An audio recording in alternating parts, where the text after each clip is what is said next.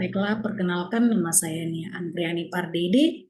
Saya adalah mahasiswa S2 dari ULBI dari kelas 11C.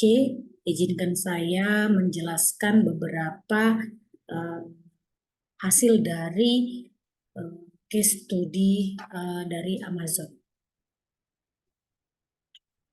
Pertanyaan yang pertama, bagaimana analisis saya mengenai cara Amazon mengembangkan jaringan distribusinya untuk mencapai target pengiriman di hari yang sama. Jadi berdasarkan artikel yang telah saya baca bahwa Amazon mengembangkan jaringan distribusi yang luas dan canggih untuk mencapai pengiriman di hari yang sama. Berdasarkan artikel tersebut bahwa model distribusi yang dilakukan oleh Amazon adalah dengan membagi distribusi barang menjadi 8 wilayah gudang distribusi, sehingga pengiriman dapat menempuh jarak yang lebih pendek, dan cara ini dapat juga dilakukan sebagai cara untuk melakukan efisiensi biaya. Amazon juga terus menginvestasikan sumber daya untuk meningkatkan dan memperluas jaringan mereka guna memenuhi permintaan pelanggan yang terus berkembang. Adapun faktor yang mempengaruhi keputusan desain jaringan rantai pasok oleh Amazon, yaitu sama halnya dengan yang telah disampaikan pada materi network design, bahwa ada 7 faktor yang mempengaruhi. Yang pertama itu adalah lokasi dan distance estimation atau lokasi dan estimasi jarak. Kemudian yang kedua adalah current and future demand atau permintaan saat ini dan yang masa akan datang. Kemudian yang ketiga adalah mode dari transportasi itu yang digunakan oleh PT Amazon. Kemudian yang keempat adalah biaya dari tracking. Yang kelima adalah fix dan variabel dari biaya gudang. Kemudian yang keenam adalah size dan frekuensi dari pengiriman. Kemudian yang ketujuh adalah customer service requirement. Adapun beberapa faktor yang mempengaruhi yang bisa saya analisis dari studi case Amazon, yaitu yang pertama itu adalah lokasi pusat distribusi. Amazon itu menempatkan pusat distribusi di lokasi-lokasi strategis yang berdekatan dengan kota besar dan pusat masyarakat. Tentunya dengan memiliki pusat distribusi yang banyak, maka Amazon dapat menyediakan stok barang yang lebih dekat dengan pelanggan sehingga distribusinya menjadi lebih cepat, atau jarak antara pusat distribusi atau gudang ke titik-titik pelanggan itu menjadi lebih dekat sehingga dapat meminimalisir waktu tempuh. Kemudian yang kedua adalah penggunaan teknologi otomatisasi dan manajemen inventaris real time. Amazon menggunakan sistem pengambilan barang secara otomatis, kemudian robot penyimpanan dan pengelolaan inventaris yang telah terkomputerisasi. Tentunya hal ini dapat mempersingkat waktu pemrosesan pesanan, sehingga ketika suatu pesanan itu telah masuk, maka semua telah tersistem dengan baik, kemudian sampai bisa mempercepat waktu pengiriman kepada pelanggan. Kemudian yang ketiga, Amazon itu memiliki jaringan transportasi dan kerjasama dengan pihak ketiga. Di samping Amazon memiliki kendali langsung atas jaringan transportasinya, Amazon juga itu bekerja sama dengan pihak ketiga sehingga dapat memperluas cakupan pengiriman mereka. Tentunya hal ini dapat membantu pengiriman barang kepada pelanggan dengan tepat sehingga dapat sampai kepada pelanggan di hari yang sama. Kemudian untuk pertanyaan kedua, bagaimana demand forecasting di Amazon Operation?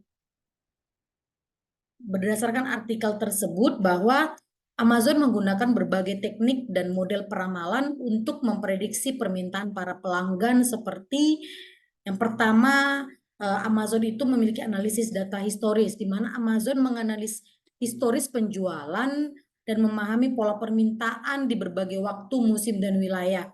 Ketika di suatu wilayah tersebut sudah banyak historis penjualan atau permintaan dari pelanggan, maka dia akan menambah titik gudang yang mendekati terhadap para pelanggan, sehingga tentunya ini bisa mempercepat waktu tempuh dari pengiriman itu sendiri, atau si Amazonnya juga dalam hal ini dapat memprediksi di mana titik-titik permintaan yang mungkin akan cukup tinggi di waktu yang masa akan datang.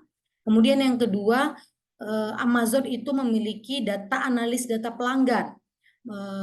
Dengan teknologi yang cukup mumpuni, maka Amazon dapat menganalisis data pelanggan melalui riwayat pembelian dari para pelanggan, kemudian preferensi produk dan perilaku penelusuran dan kebiasaan belanja pelanggan itu sendiri, sehingga dia akan tahu di toko-toko yang dia miliki dia bisa membuat stok dari barang apa yang sering atau barang apa yang paling banyak diminati oleh para pelanggan di wilayah-wilayah tertentu, sehingga di toko-toko tertentu dia bisa menentukan barang apa yang bisa dia stok lebih banyak pada gudang-gudang distribusinya. Kemudian berdasarkan pelajaran sebelumnya bahwa pentingnya demand forecasting ini sangat di Amazon ini hampir sama dengan pelajaran yang telah saya pelajari di pelajaran sebelumnya, bahwa yang pertama, mengapa demand forecasting itu penting untuk Amazon itu sendiri? Yang pertama itu untuk manajemen persediaan. Dengan memprediksi permintaan untuk berbagai produk, Amazon dapat mengalokasikan stok barang ke pusat distribusi yang tepat dan mengatur pengisian ulang persediaan yang lebih baik. Ini misalkan di satu lokasi A, misalkan di sana itu banyak permintaan barang A, maka dia akan mengalokasikan stok barang tersebut di pusat distribusi yang tepat, sehingga ini tentunya akan mempercepat pada saat ada pelanggan yang melakukan order barang tersebut, maka dia dapat mempercepat proses pengirimannya. Kemudian yang kedua itu untuk perencanaan pengiriman. Pentingnya demand forecasting itu di mana Amazon dapat merencanakan rute pengiriman, alokasi armada pengiriman, dan jadwal operasional yang tepat di titik-titik gudang atau titik-titik toko distribusi tertentu pada wilayah tertentu untuk memenuhi pelanggan, sehingga Amazon dapat mengoptimalkan sumber daya logistik mereka.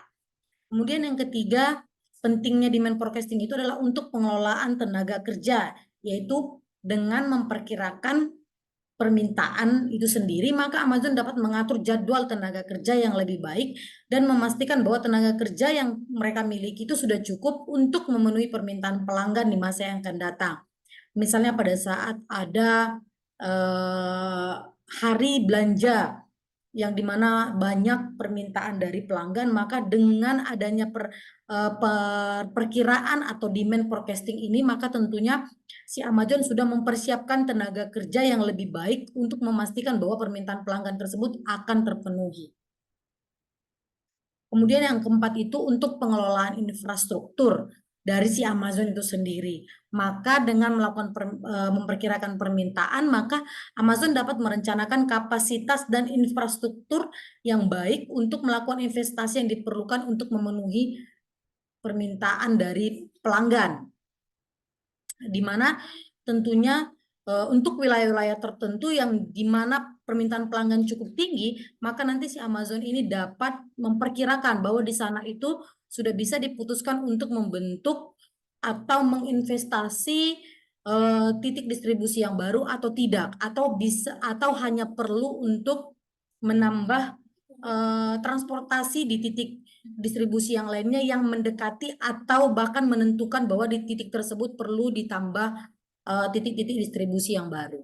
Kemudian yang kelima, untuk pelayanan pelanggan. Tentunya demand forecasting ini penting oleh Amazon, di mana dengan memperkirakan permintaan, maka Amazon dapat memastikan bahwa mereka dapat memenuhi janji pengiriman yang cepat, dan tentunya ini dapat meningkatkan kepuasan pelanggan sehingga dapat membangun kepercayaan dari pelanggan itu sendiri. Sehingga tentunya ini dapat meningkatkan kepercayaan pelanggan, sehingga kedepannya si pelanggan tersebut dapat selalu melakukan order di Amazon itu sendiri.